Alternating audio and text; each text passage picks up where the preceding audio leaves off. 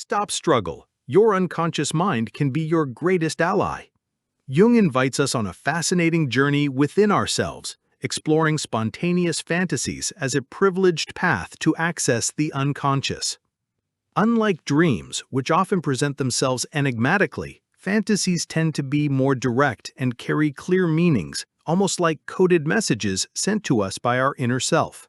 The good news is that even if you don't consider yourself a visionary person, this ability to connect with your unconscious can be developed. Simply learn to relax your mind and create a void in your consciousness, allowing these latent fantasies to reveal themselves. There are some simple techniques you can incorporate into your daily life to begin exploring this inner universe. Imagine you're having an unfiltered conversation with your own mind. Grab a notebook and pen, or open a document on your computer, and start writing down whatever comes to mind, without judgment, without worrying about logic, grammar, or coherence. Let the flow of thoughts and images flow freely. You're worried about an important decision at work. Start writing. I feel a weight on my chest. An image of a crossroads appears. I'm unsure which path to take. I see a dim light in one direction and darkness in the other. Keep writing, even if it seems meaningless, and observe what emerges. You may discover hidden fears or desires that are influencing your decision. Choose a starting point. It could be a feeling you're experiencing, a striking memory, or even a symbol that appeared in a dream. From there, allow your mind to create a story or a sequence of images. The key is not to try to control the narrative, just observe where it takes you. If you're feeling overwhelmed and stressed, close your eyes and imagine yourself in a peaceful place. It could be a beach, a forest, or a place you make up. Observe the colors, the sounds, the sensations. What emerges in this scenario? Perhaps you see a waterfall washing away your worries, or an animal that represents your inner strength. This experience can give you insights into what your body and mind need to rebalance. Take a moment to meditate or relax and visualize a problem or issue you're facing in life. Instead of trying to find a logical solution, allow images, sounds, or sensations to arise freely in your mind. The answer often appears in unexpected and symbolic ways. You're having trouble communicating with a coworker. Instead of mentally rehearsing what you're going to say, visualize the situation abstractly. You might see two opposing colors fighting, or a broken bridge between you. Let the images unfold. Perhaps you see the bridge being repaired in a way you hadn't thought of before, or the colors blending harmoniously. This can guide you toward a more empathetic and effective approach to your communication. It's crucial to remember that these fantasies will only surface if there's an energy, libido, associated with them. That is, if they have a meaning or an underlying emotional need. If there's no such emotional charge, other approaches to self-knowledge may be more effective.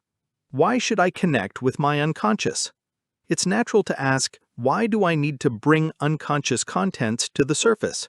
Isn't it enough for them to manifest themselves, often unpleasantly? Jung offers us a fundamental answer. The goal is not to empty the unconscious, but rather to complement our consciousness. If our conscious attitude were less rigid and unilateral, the unconscious could flow more spontaneously, as happens in less civilized, or primitive, as Jung called them, cultures. Those who are least aware of their unconscious side are those who are most influenced by it, without even realizing it. The unconscious is always working behind the scenes in our lives.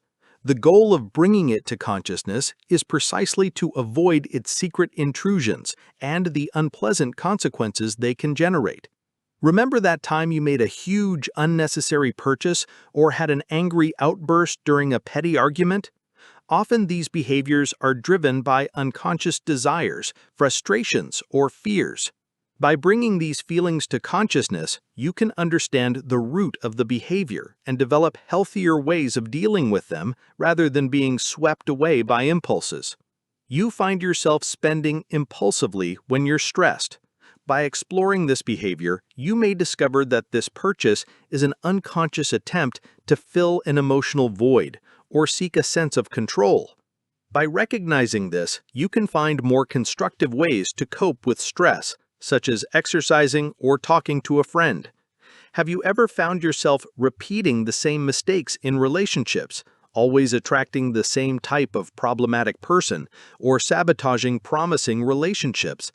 The unconscious is at work. Understanding the unconscious fantasies, fears, or expectations that drive these patterns allows you to break them and build healthier, more satisfying relationships. You often fall in love with people who aren't emotionally available. By investigating your spontaneous fantasies, you may uncover an unconscious fear of intimacy or the belief that you don't deserve full love. By bringing this to light, you can begin to deconstruct these patterns and attract healthier relationships. Overcoming creative or professional blocks. An artist who feels blocked and unable to produce, or a professional who is unable to advance in their career, may be hindered by limiting beliefs or unconscious fears. By bringing these barriers to light, it is possible to challenge them and unleash creative or professional potential. You dream of changing careers but feel an unexplainable block. It could be an unconscious fear of the unknown, rejection, or failure. By exploring this fear through unconscious fantasies, you can visualize and confront it, freeing up the energy needed to take the next steps in your career transition. Jung compares the human psyche to a self-regulating system, much like the living body. Think of your body. If you have a fever or pain, it's signaling an imbalance. Similarly, the unconscious develops a regulatory counter-reaction when consciousness becomes too one-sided. The problem with the psyche of civilized man is that our critical attention and directed will are so strong that they end up eliminating the regulating influence of the unconscious. It's like a machine whose automatic speed regulator is ignored, causing it to operate unbalanced and eventually break down. We live under the arbitrary interference of a one-sidedly oriented will, losing our natural capacity for self-adjustment. Overwork and burnout. Imagine a person who obsessively dedicates themselves to work, ignoring signals of fatigue, stress, and the need for leisure. The conscious mind is unilaterally focused on productivity. The unconscious, which seeks balance, tries to send signals, fatigue, irritability, loss of interest, but these are ignored. The result can be burnout, where the machine, the psyche, becomes severely damaged, culminating in physical and mental exhaustion. You feel drained, frequently irritable, and can no longer find pleasure in activities you once enjoyed. Your body and mind are screaming for rest, but your conscious will pushes you to keep producing. This unilateralism can lead to a breakdown, resulting in burnout and serious health problems. Emotional repression and psychosomatic illnesses. Someone who constantly represses emotions like anger or sadness to maintain an image of positivity or control. The body and the unconscious can react with physical symptoms such as chronic headaches, digestive problems, or skin rashes as a form of regulatory counter-reaction that has been ignored by the conscious. You feel intense anger toward a coworker, but decide to swallow the emotion to keep the peace. Over time, you begin to experience unexplained stomach pains or frequent migraines. Your unconscious, through the body, is trying to communicate that this anger needs to be acknowledged and processed, not repressed. The relentless pursuit of perfection and anxiety. A person strives for perfection in all areas of life, always demanding excessively of themselves and fearing failure. This one-sidedness of consciousness generates enormous anxiety in the unconscious. If left unacknowledged, this anxiety can manifest in panic attacks, insomnia, or compulsions, as an attempt at disordered regulation. You strive to be the best at everything, at work, at the gym, in your social life. With every minor failure, you severely punish yourself. This relentless pursuit of perfection leads to sleepless nights and constant anxiety, which can culminate in panic attacks. Your unconscious is trying to tell you that this pressure is unsustainable and that imperfection is a part of life. By understanding the need to integrate the contents of the unconscious and not just suppress them, we pave the way for a more balanced, authentic, and healthy life, where difficulties can be faced not as mere obstacles, but as opportunities for growth and self-adjustment. The danger of repression when consciousness loses its way. Jung warns us about the risks of repressing unconscious reactions. When a doubt, a feeling, or an impulse that contradicts our conscious direction is suppressed, it doesn't disappear. On the contrary, it loses its regulatory function and can, ironically, accelerate and intensify conscious action, leading us to extremes and, often, to self-destructive behavior. Imagine your psyche as a car with a braking and automatic balancing system. If you ignore the warning that the brakes are faulty, the unconscious reaction of doubt, the car not only continues forward, but the energy that should be going into the brakes is added to the acceleration. At first, this may seem efficient, but without control, the car can end up crashing. Harmful stubbornness. You make a bold statement at work, such as, "I will be able to double sales this month," and suppress your inner doubt. Is it realistic? Do I have the resources for this? You will tend to insist even more on this statement, even if the evidence suggests otherwise. This suppression of doubt can lead to reckless decisions, burnout, and ultimately failure. You're convinced that a crash diet is the only way to lose weight quickly, even though you feel weak and irritable.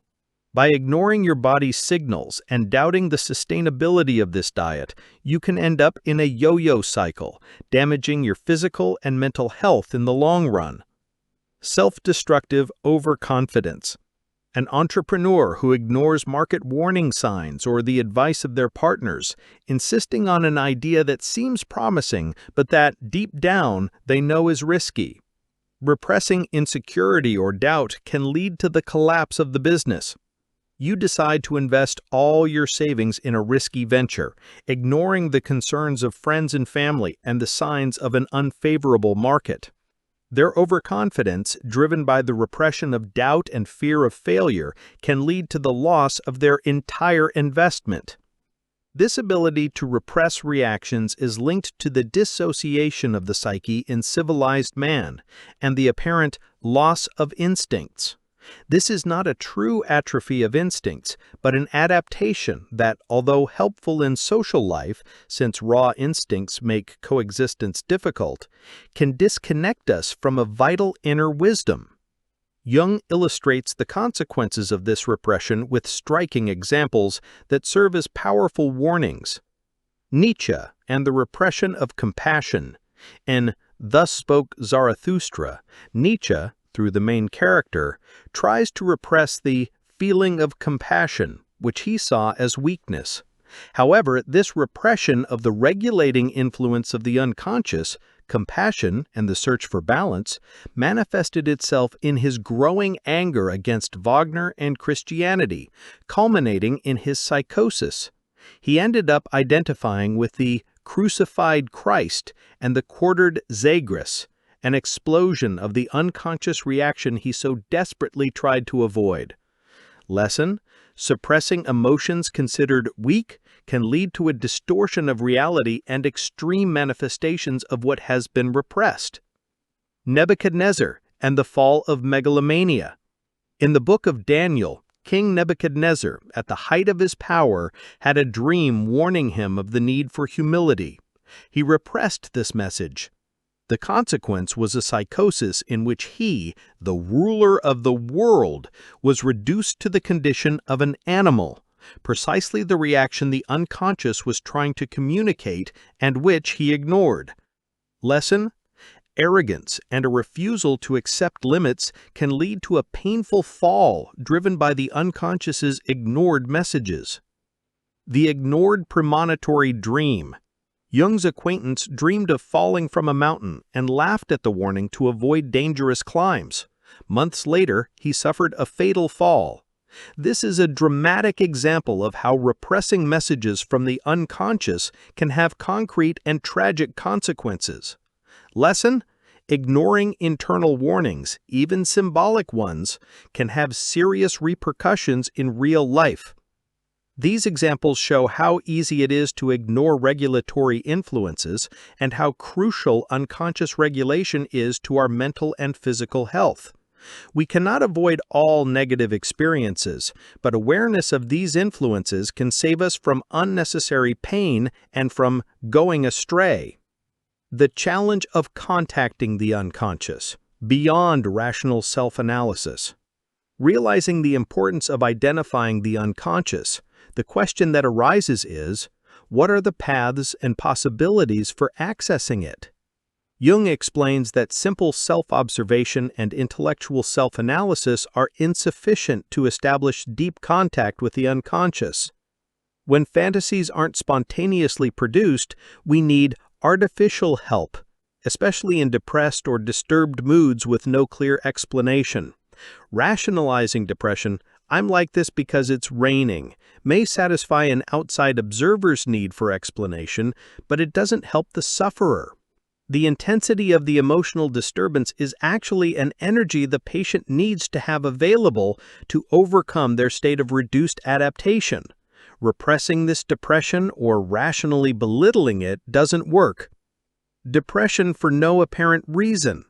You feel discouraged, lacking energy, but you can't identify a logical cause.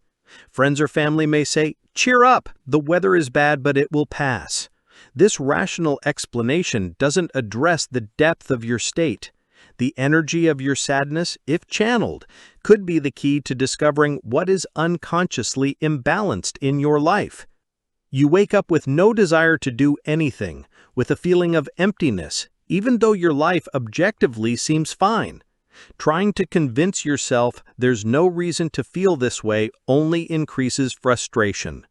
This sadness may be an invitation from your unconscious to explore an unfulfilled desire, an unprocessed grief, or a need for change that you've been ignoring.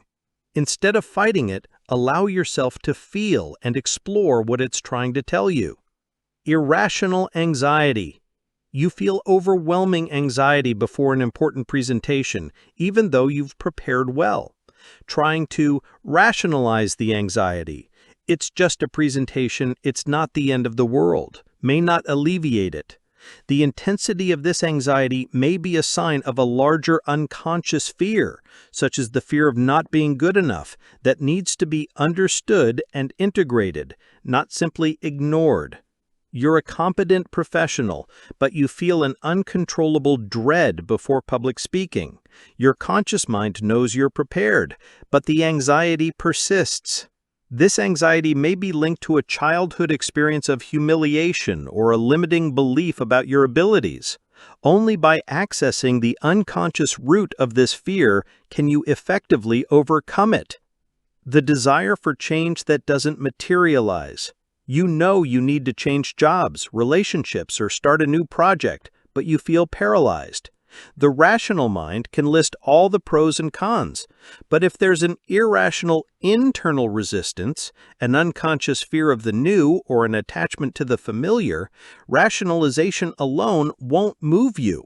You need to access the source of this resistance to release the energy needed for change.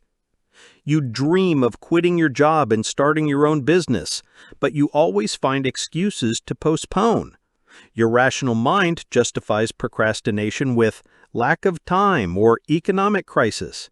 However, there may be an unconscious fear of failure, uncertainty, or losing the security of a steady paycheck. Unless you explore and confront these unconscious fears, change is unlikely to happen. The path to self-knowledge and mental health doesn't involve ignoring or repressing messages from the unconscious. On the contrary, it requires an openness to the unknown and a willingness to explore the depths of the psyche, using methods that go beyond mere rationalization. By doing so, we can avoid unnecessary detours and build a more integrated and fulfilling life. What unexplained feeling or mood have you been experiencing lately that could be a call from your unconscious?